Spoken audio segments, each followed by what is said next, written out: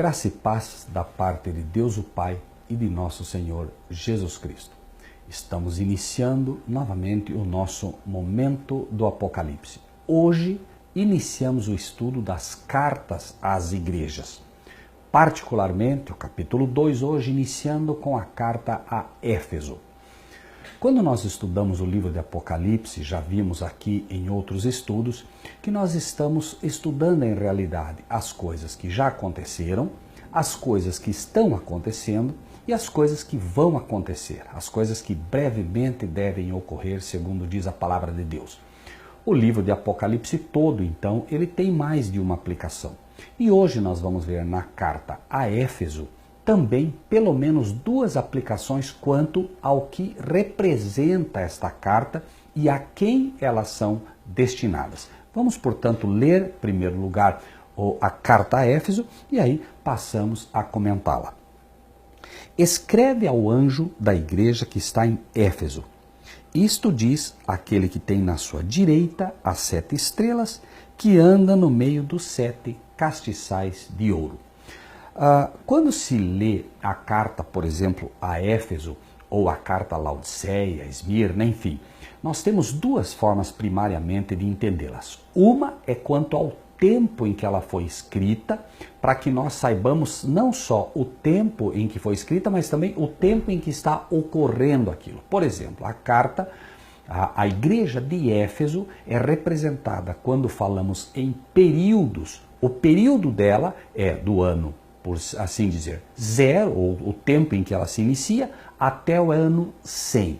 Este é o período da igreja de Éfeso. Mas nós também devemos entendê-la como uma condição, como se nós disséssemos, carta aos que estão na condição efesiana, carta aos que estão na condição laodiciana, porque ela apresenta, acima de tudo, uma condição, porque senão ela estaria representada ou destinada apenas àqueles que viveram nessa época. E nós sabemos que não é assim. Ao mesmo tempo que nós temos uma época em que ela ocorre, em que ela está ali vivenciando isso tudo, nós também temos durante todas as eras aqueles que estão nesta condição. E aqui, esta condição não está atrelada a nome, não é uma instituição. Ah, não, isso aqui é para a igreja tal, isso aqui é para a igreja X, isso é para a igreja Y. Não.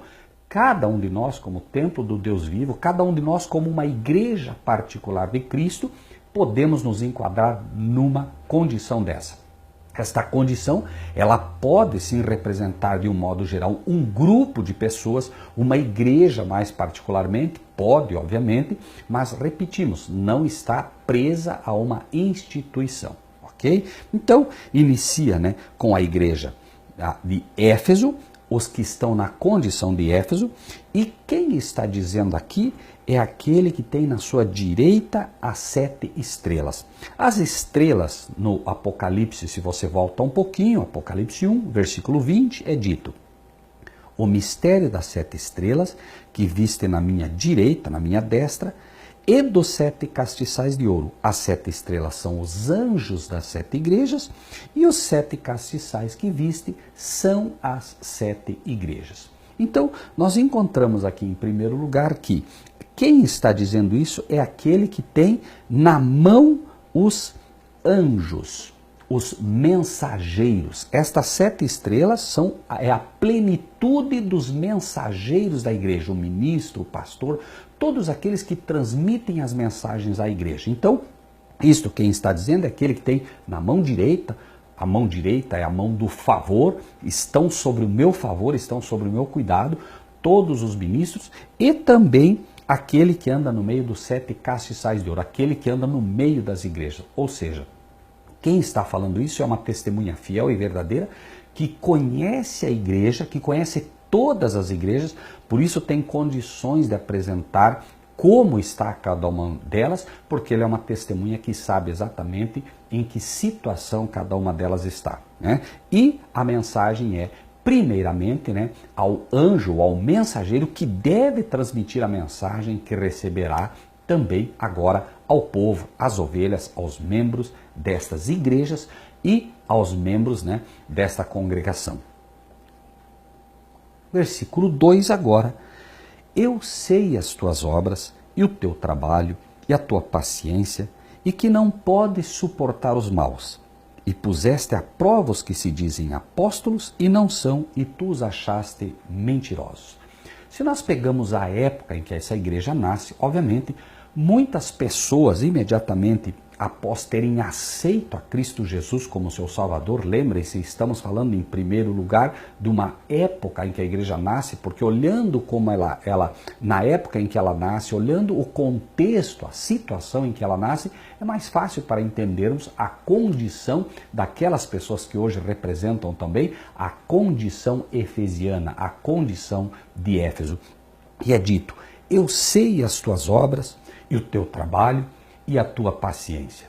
Por quê? Porque logo que aceitaram a Cristo, naquela época onde a igreja nasce, a perseguição era violenta, mas eles não por causa da perseguição, eles deixaram de trabalhar. Eles realmente trabalharam. Né? Os próprios discípulos, em pouco tempo, junto com aqueles que foram se agregando, eles praticamente evangelizaram toda aquela parte conhecida. Então, o trabalho deles era conhecido e o Senhor está dizendo, eu sei as tuas obras, o teu trabalho e a tua paciência. Né? Obviamente, perseguidos como eram, afligidos como eram, eles mantinham a paciência, que é um dos dons do Espírito. Não havia da parte daqueles que estavam na condição de Éfeso vingança, não havia da parte deles, né, algo como se eles, a partir do momento que recebessem essa perseguição, também perseguissem outros. Eles suportaram pacientemente as aflições daquela primeira igreja. E esta é uma condição necessária hoje também, né?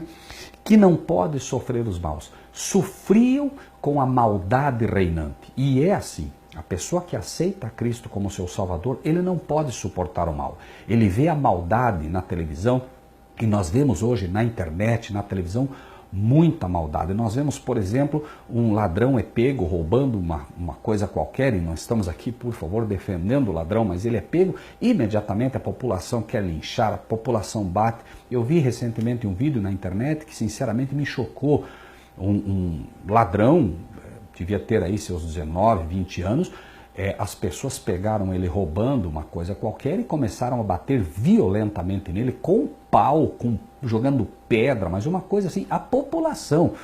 E finalmente, depois deles terem batido, chutado, dado pontapés de tudo que era forma, finalmente ele consegue ainda sentar um pouco assim, e um outro sujeito pega um toco, um pedaço de pau, mas realmente muito grosso, e bate na cabeça dele com toda a força. Quer dizer, é algo que a gente, confesso, eu não consegui ver o vídeo até o fim, mas é algo que a gente está vendo cada vez mais, né? E ao mesmo tempo que você não pode suportar a maldade daqueles, obviamente, que roubam, que matam, você também não pode suportar a maldade daqueles que querem vingança própria.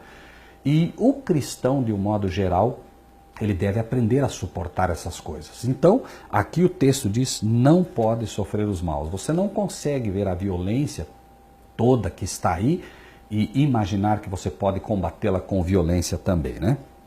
Puseste à prova os que se dizem ser apóstolos e não são, e tu os achaste mentirosos. Já naquela época, muitas pessoas se infiltravam na verdadeira igreja de Deus e esses que aceitaram o evangelho tinham o discernimento do Espírito de Deus para poder detectar que aqueles se diziam ser, né, apóstolos, se diziam ser membros da verdadeira igreja, né, se diziam ser ensinadores da igreja, mas não eram, foram achados mentirosos. O livro de 1 João capítulo 2, versículo 4, 1 João capítulo 2, versículo 4, diz quem é o mentiroso. Aquele que diz, eu o conheço, e não guarda os seus mandamentos, é mentiroso e nele não está a verdade. Então, hoje, trazendo para hoje, aquele que diz que o conhece, mas não guarda os mandamentos da lei de Deus, é mentiroso e, na verdade, ele não tem, né, a verdade, ele não é um apóstolo, embora diga que é. Então veja que a história se repete. Hoje também, né, pessoas que estão sendo perseguidas por amor a Cristo, já começa-se a ouvir aí o termo fundamentalista a ser aplicado para o cristão, e nós logo vamos ver uma perseguição violenta quanto aos cristãos, né? A história da primeira igreja vai se repetir, Mas nós temos hoje, numa condição efesiana, em primeiro lugar, até aqui, uma coisa bastante clara. Aqueles que não guardam os mandamentos da lei de Deus não fazem parte desta igreja de Éfeso. Eles, na verdade, são aqueles que conseguem detectar aqueles que dizem que amam a Deus, mas não guardam os mandamentos dele. Encerramos nossa primeira parte aqui, até o versículo 2 que estamos, e no próximo estudo iniciamos a partir do versículo 3 do capítulo 2, continuando com o nosso estudo de Carta aos Efésios ou Carta a Éfeso, àqueles que estão na condição de Éfeso. Que Deus o abençoe.